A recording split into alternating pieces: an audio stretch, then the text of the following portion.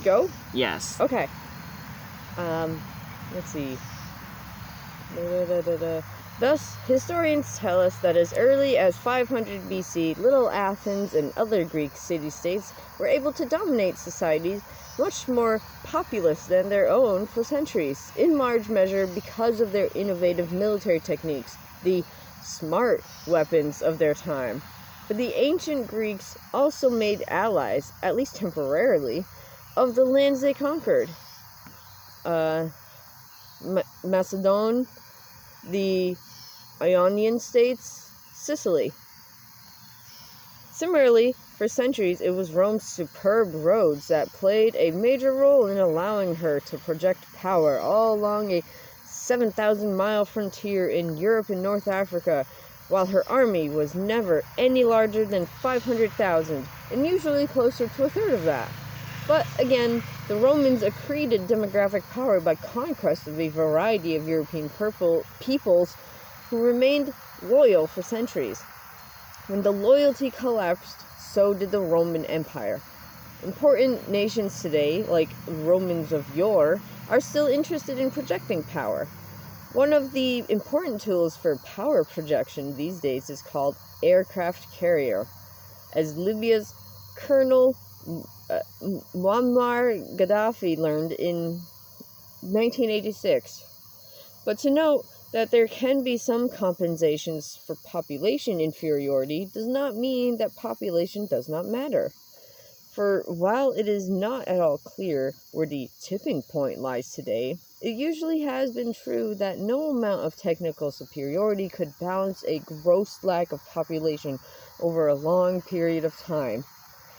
This appears to be equally true today for nations, for alliances of nations, and for the superpower leaders of alliances of nations. For example, the superpower situation seems to go this way. While a large population does not guarantee great power status, a nation cannot be a great power unless it has a large population. The US and the Soviet Union are large population superpowers. China and India have large populations, but are not superpowers.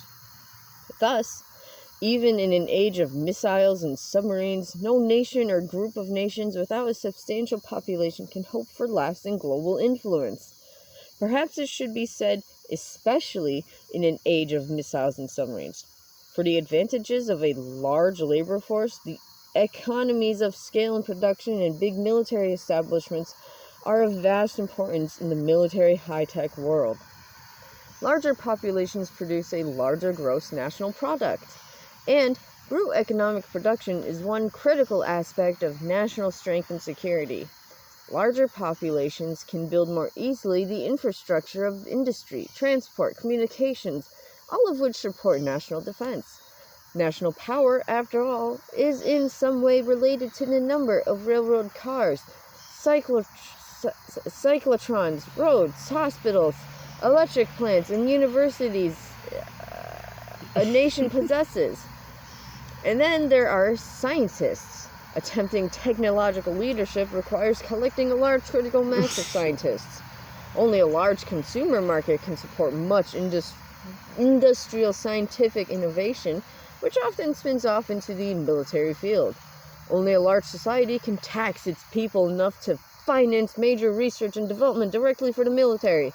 And of course, a large society makes it easier to provide the manpower for the Army, Navy, Marines, and Air Force.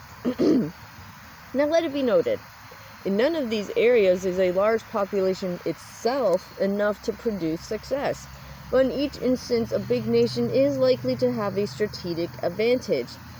Thus, one of the conventional lessons of the U.S. Civil War was that a larger population with a larger industrial economic base, the northern states, can contribute a great deal toward overpowering a less populated area, the largely rural South. This was so even when, as is generally accepted, the South had more highly motivated soldiers and better generals. Likewise, remember World War II. The U.S. had, at the time, a population about twice as large as the Japanese, although a surprise attack and advanced military preparation gave the Japanese early victories. Our logistical advantage ultimately crushed the Japanese, even though we were simultaneously fighting in Europe. The basic equation holds true even in an atomic age. Only large populations have tax bases broad enough to support the defense systems, which are the basics of national power and security. This includes not just research and development, as mentioned above, but weapons themselves. A single new heavy aircraft carrier costs $3 billion to build. It costs many billions more to operate over its lifetime. The costs are so prohibitive that only two nations, the US and the USSR, have launched new heavy carriers in the last 10 years. These are two of the four most... Ooh, that startled me.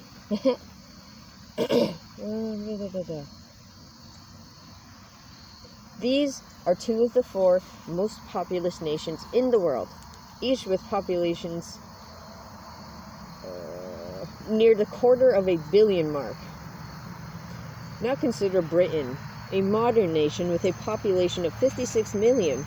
A few years ago, it did not feel it could afford even to operate the light carriers it already possessed, and was poised to retire all but one for economy's sake. Then came the Falkland Islands War, and the British government temporarily changed its mind. Currently, Britain is straining its defense budget just to build 4 new ballistic missile-carrying submarines to replace the 4 now in service. The new subs will cost a total of over $12 billion, an average of about $550 per British taxpayer. On a per capita basis, the subs would cost the US about a quarter of that amount. Perhaps the clearest example of a national security system that could not possibly be built by other than large nations is the Strategic Defense Initiative, aka Star Wars, Peace Shield, etc. The total costs may range in the $1 trillion area.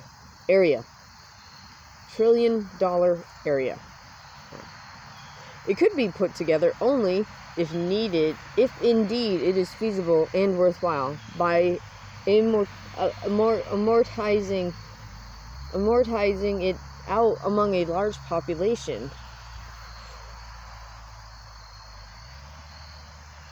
The national security benefits of a large population accrue most clearly to nations that are already modernized. But even when very poor and disorganized, large nations must be taken seriously in global calculations of power. Consider China and India. Both have per capita incomes of under $300. But because of the aggregated weight of their economic production, their masses of soldiers, and the near impossibility of an aggressor ever subduing such large populations, they are accorded national power, all out of proportion to their law economic condition. One of the clearest indications of this is the Soviets' positioning of so many troops, over 50 Soviet-style divisions, on or near the border of poor, underdeveloped China. Nor is it coincidental that both China and India are also nuclear powers. With all their poverty, they can be nuclear powers only because they are demographic powers.